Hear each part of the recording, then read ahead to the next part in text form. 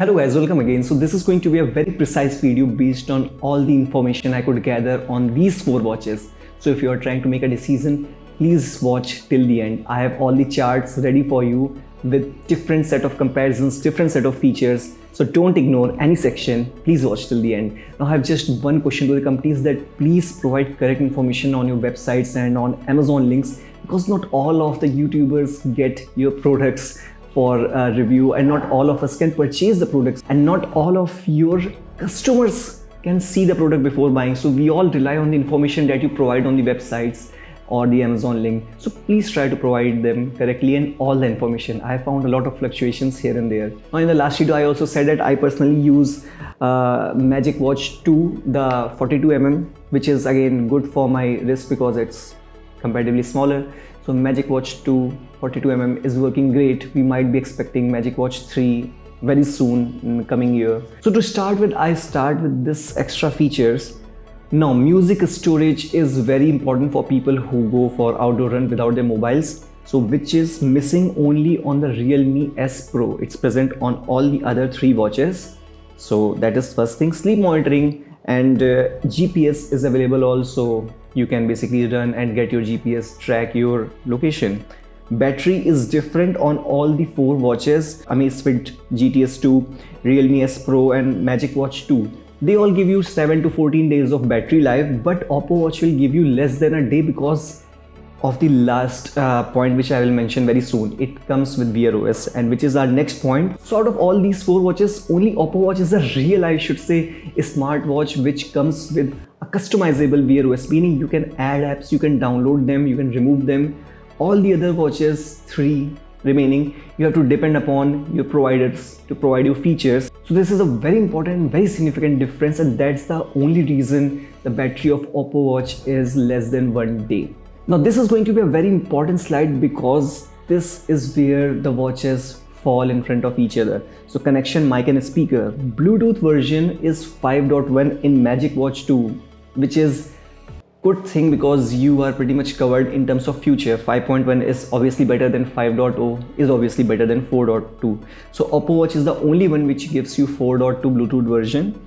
Then wireless LAN is available on all the watches except Realme S Pro. Now this is a slide which will show you how Realme S Pro falls behind other watches in almost all the sections, which is amazing because they are saying Pro, but they are not giving you the features of Pro with the higher price tag. There is no wireless LAN, there is no microphone, there is no call facility, there is no voice assistant, and there is no speaker on Realme S Pro. While there is no voice assistant on Magic Watch 2, it's present on GTS 2, which is Alexa, and on Oppo Watch you get the Google Assistant. Finally, speaker is present also. Basically you can use all the three watches for your receiving call or your voice memos, things like that, or your voice activated commands, but you cannot do that on Realme S Pro, which is again strange. I expected at least S Pro version, the Pro version, to have the Bluetooth calling feature, which is like a differentiating factor. And guys, before I move any forward, if you find this video useful till the end, please subscribe. That will be a great inspiration for me. Now let's continue. So this comparison is for the display and build, and let me tell you guys, all the four watches are premium built with premium screen. So to start with display size, it's 1.39 inch on Magic Watch 2 and Realme S Pro. So both the watches come with a circular dial, and this is their screen size. GTS 2 is 1.65 inch and Oppo Watch is again 1.91 inch, being the largest of the lot. This resolution, if you multiply and if you divide with all the screen size, all come above 300 ppi pixel per inch, which is great for resolution. So don't bother about the screen size and resolution. It's amazing on all the watches. Dial shape is one of the factor which might let you decide, because Magic Watch 2 and Realme S Pro comes with circular dial, remaining two comes with a rectangular dial, so that can be your deciding factor. All of them come with AMOLED screen. All of the body materials are stainless steel or aluminum.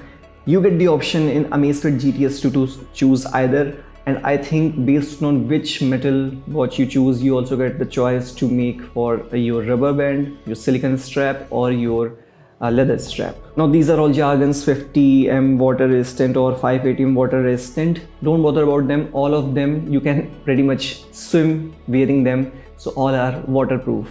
Now the next comparison is an important one, because sensors are basically the one which enable or disable certain features in your smartwatches.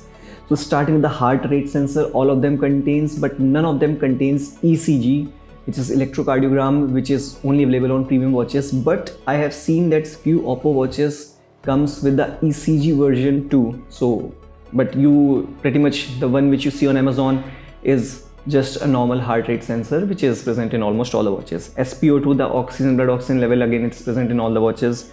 Gyroscope, geomagnetic and ambient light sensor, they all are, even accelerometer, they are all present in all the watches. Now air pressure sensor or the barometer is not present on Realme S Pro, it's present on all the watches. So not much of a difference. So in terms of sensor, not much of a difference. All the watches have almost all the sensors, so you are covered there. Now there are many features, common features I would say, which I have noticed, which are present in pretty much all the watches, like your calories burned, how much distance you have moved, your step tracking, your floor climbing, things like that, and twist your wrist to see the watch face and things like that, ambient light, a lot of things which are pretty much common in all the watches. So these are something, your vibration motor. I have not mentioned these because they are there in almost all the watches. So I leave it up to you guys to decide which one to buy. All the watches are great. Oppo watch, the only issue, I could say the only issue is that it's an OS operating system heavy watch. So you get less battery time and it might be a bit of laggy here and there based on how heavy your application you are opening. But you get the real, smartwatch features. That was all, guys. Please don't forget to subscribe, and if you have any questions, list them down in the comment section. I'll be more than happy to answer them. See you again. See you soon. Happy New Year. Bye, guys.